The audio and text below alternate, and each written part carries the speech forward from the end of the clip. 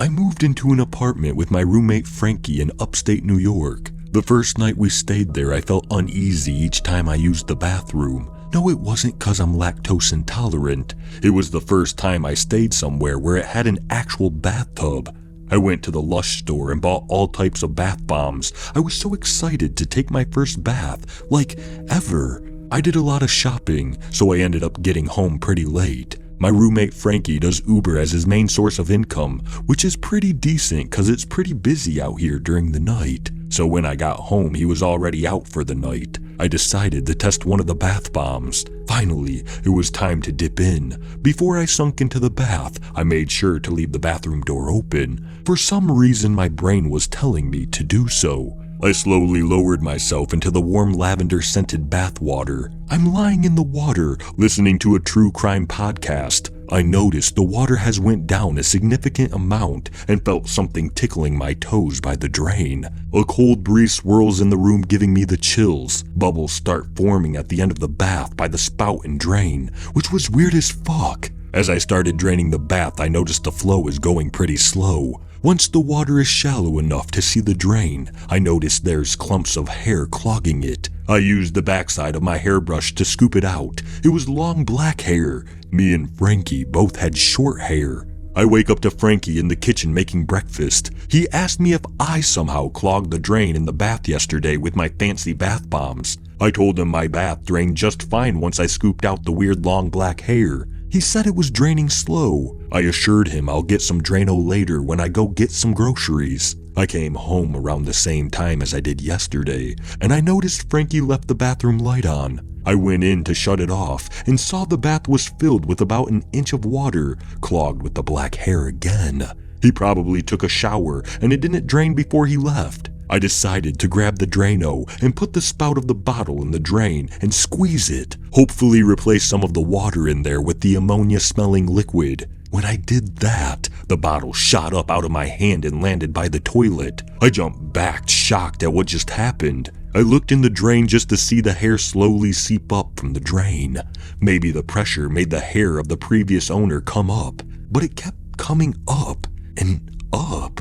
It looked like a wig at this point.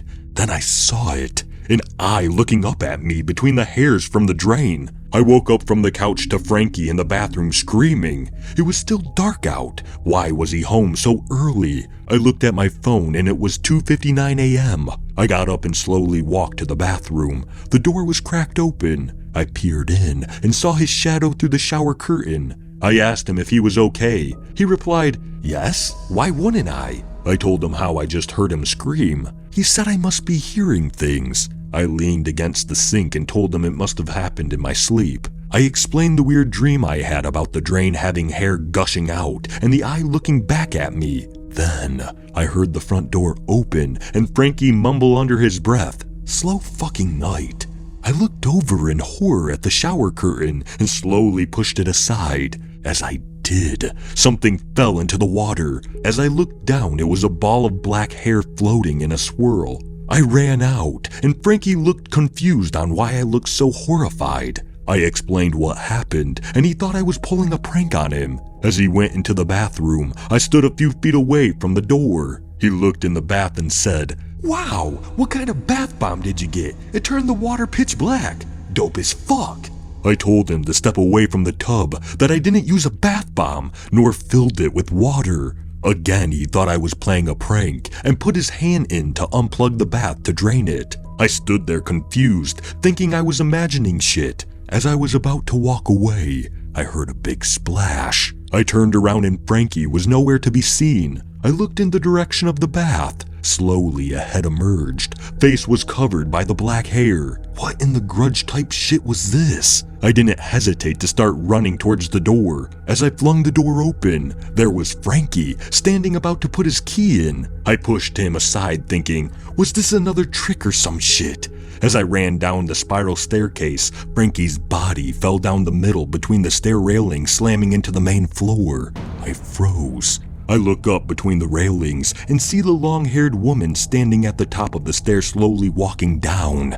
As I turn to run down the stairs, she's staring right at me in the face.